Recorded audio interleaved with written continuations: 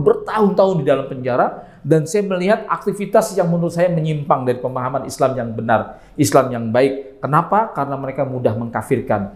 Jadi keindahan Islam itu hilang, terkotori oleh perbuatan orang-orang Islam itu sendiri.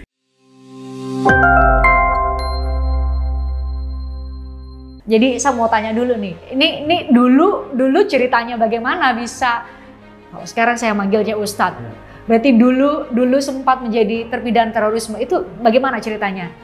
Ada pesan khusus bahwasanya walaupun bapak saya polisi, abang saya juga polisi, lalu kemudian saya juga anggota polisi, ya kan, dulunya kemudian berapa lama jadi polisi? 13 tahun saya jadi polisi, dan saya tinggal di asrama polisi di Kelapa II Brimob, dan itu tidak menjadi jaminan bahwa saya aman dan selamat dari paham-paham yang memang destruktif, intoleransi, radikalisme, dan terorisme.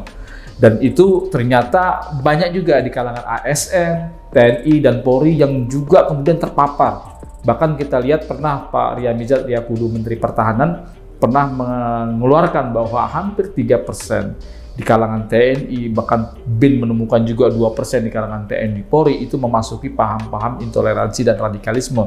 Yang kemudian ternyata pernah saya dipanggil di Polda Maluku Utara, ada 2 anggota Polwan yang bernama Bribda Nesti, Bribda Rini, yang kemudian siap untuk menjadi bom bunuh diri. Lalu kemudian ada lagi yang namanya Daeng Koro, yaitu Subagio, yang merupakan anggota Kopassus, itu juga kemudian bergabung dengan kelompok MIT. Lalu ada lagi namanya Juli Karsono, menembak mati 5 polisi yang ada di Purworejo, Kebumen, dan dia juga seorang mantan anggota TNI. Bahkan ketika kejadian di tanggal 13 Mei 2018, ketika bom Surabaya, lalu kemudian Poltabes Medan diserang, lalu kemudian di Rusunawa juga meledak oleh sepasang suami istri, itu juga ternyata ada anggota TNI yang sudah disersi, dipecat, dia juga ditembak mati oleh Densus 88. Ini begitu mengkhawatirkan menurut saya, gitu. Artinya mereka sangat masif, dan yang kita khawatirkan adalah seorang teroris itu sebelum menjadi ujug-ujug melakukan aksi terorisme itu melalui tangga. Tangga itu adalah pertama intoleransi, radikalisme, lalu terorisme. Seorang teroris itu sudah pasti intoleran dan sudah pasti radikalisme. Sedangkan intoleran dan radikalisme itu belum tentu menjadi teroris. Tetapi kadang orang itu berkarir melalui intoleransi lalu kemudian radikalisme. Ini yang mengkhawatirkan kita, karena ternyata dakwah para pelaku intoleran dan radikalisme itu juga ternyata marak di institusi yang menurut kita menjadi benteng terakhir daripada NKRI. Ya, penegak hukum. Ada ASN bahkan ada 1 dari 10 ASN itu dia terpapar. Abdi negara kan istilahnya. Abdi negara, dan ini mengkhawatirkan kita, itu menurut saya. Begitu, Mbak. Nah, mungkin bisa diceritakan bagaimana kemudian momen apa ya membuat Ustadz ini tersadar kemudian ini salah, ini tidak tepat. Ya. Ketika saya tertangkap pada 6 Maret 2010 oleh Densus 88, lalu saya masuk penjara. Lalu saya kemudian divonislah selama 10 tahun. Lalu kemudian setelah di penjara saya melihat bergaul, berinteraksi, bermuamalah di dalam penjara dengan event-event sesama teroris, yang kemudian saya melihat ya tingkah laku mereka, perbuatan mereka dari dekat, bukan sehari 2 hari, bukan sejam 2 jam, tapi bertahun-tahun di dalam penjara, dan saya melihat aktivitas yang menurut saya menyimpang dari pemahaman Islam yang benar, Islam yang baik. Kenapa? Karena mereka mudah mengkafirkan, mereka begitu emosi, mereka mudah baperan. Setiap mereka berselisih dengan kita, mereka mudah mengkafirkan. Seakan-akan mereka ini pemilik klaim kebenaran ada pada mereka. Mereka seakan menjadi pengkapling surga, sehingga mereka siapa saja yang menelisih mereka selalu menisbatkan diri mereka kepada Islam. Siapa yang menelisih mereka berarti menelisih Islam.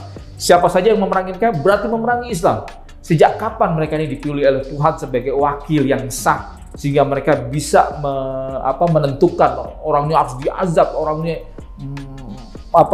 dilaknat dan lain sebagainya. Nah, itulah yang kemudian saya melihat ini ada ketidakberesan, ya, ada penyimpangan yang ternyata betul mereka telah keluar dari pemahaman Ahlussunnah wal Jamaah yang menurut saya mereka terkena paham sesat.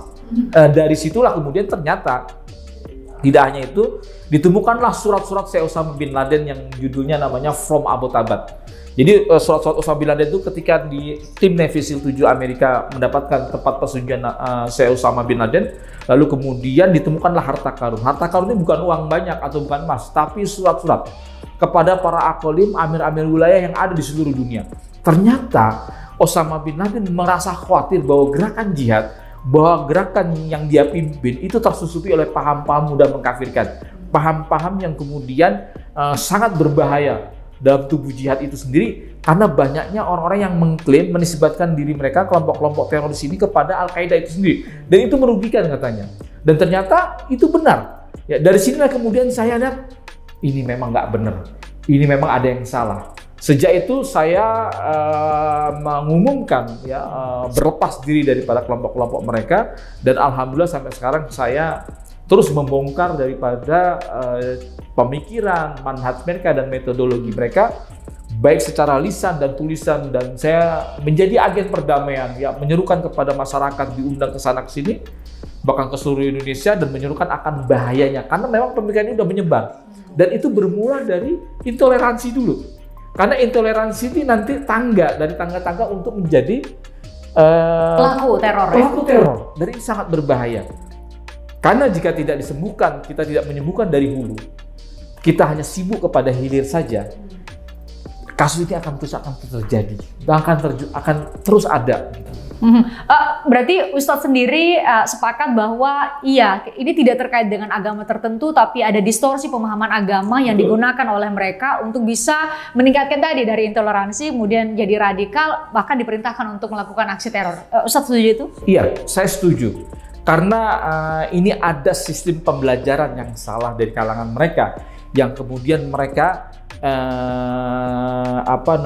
terlalu tekstualis di dalam memahami teks keagamaan, dan itu pernah dibahas juga oleh Yusuf Qaradawi dalam bukunya Fiqhul Maqasid. Syekh Yusuf Qaradawi pernah mengatakan bahwa biang daripada ekstremisme, radikalisme, dan terorisme itu adalah literasi beragama.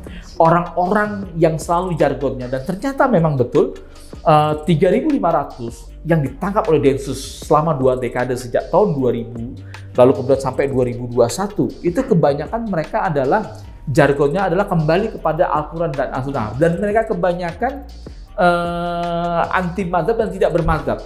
Bukan kita tidak boleh, kita wajib mengikuti Al-Quran dan As-Sunnah, karena ini pesan dari Nabi Muhammad SAW yang mengatakan, taraktu fikum amrayni ma tamassaktum bihima lan tadillu abada kitaballah wa sunnatu rasul. Aku tinggalkan 2 perkara yang mana kalian tidak akan pernah sesat, yaitu Al-Quran dan As-Sunnah.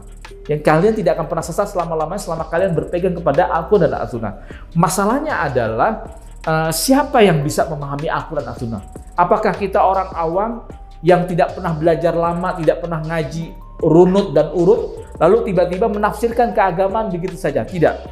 Bahkan pernah seorang ahli fikih,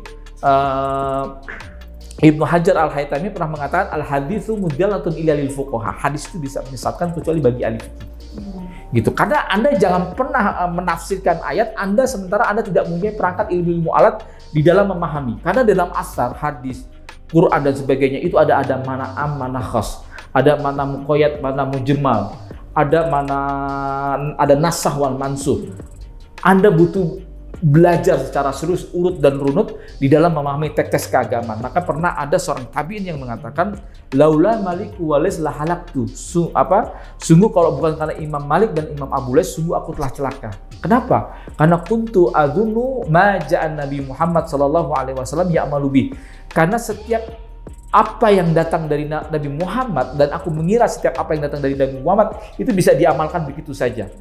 Jadi problematika masyarakat urban hari ini adalah ketika mereka sok tahu di dalam menafsirkan ayat-ayat Quran dan As-Sunnah, akhirnya mereka menyesatkan. Sebagai contoh misalnya ada sebuah kisah, dan ini fakta nyata, itu biasanya kalau menjelang Lebaran, malam takbiran, itu akan muncul fatwa-fatwa begini, barang siapa yang zakat fitrah dengan uang, maka tidak akan diterima. Karena zaman Nabi, orang zakat fitrah itu dengan uang dan zaman Nabi itu zakat fitrah itu dengan gandum dan kurma. Kenapa dengan gandum dengan kurma? Ternyata maqasidus syariah daripada zakat fitrah adalah agar orang miskin itu bisa berbahagia di hari raya. Karena zaman dulu, di zaman Nabi, makanan gandum dan kurma adalah makanan yang siap saji, maka dipastikan mereka bisa berbahagia nanti, bisa lebaran gitu. Nah kalau zaman sekarang, zaman berubah, maka hukum pun juga berubah. Sekarang zaman sudah canggih. Ada alat tukar yang bisa kita belikan, bisa kita jadikan makanan yang siap saji. Nah, ketika malam takbiran atau menjelang sholat Idul Fitri, lalu mereka kita kasih dengan gandum dan kurma. Kira-kira bisa lebaran nggak mereka? Makanya kemudian ulama mutaakhirin itu menafsirkan, mentahqiq ulang, mensyarah ulang. Dia katakan begini, bahwa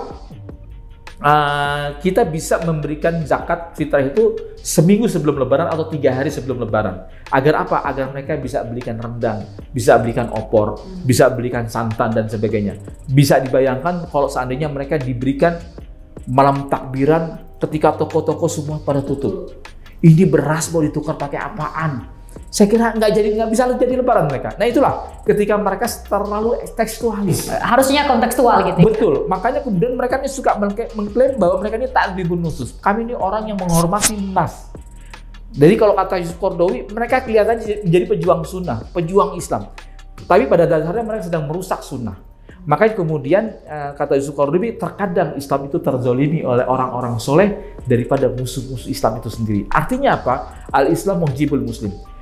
Jadi keindahan Islam itu hilang, terkotori oleh perbuatan orang-orang Islam itu sendiri. Yang kelihatannya dalam segi fisik, secara zahir mereka kelihatannya adalah orang-orang yang beragama. Tapi mereka tidak. Ya, contohnya adalah orang-orang yang kemudian menafsirkan ayat-ayat perang, ayat-ayat jihad yang secara tekstualis. Akhirnya jihadnya menjadi jahat. Itu menurut saya.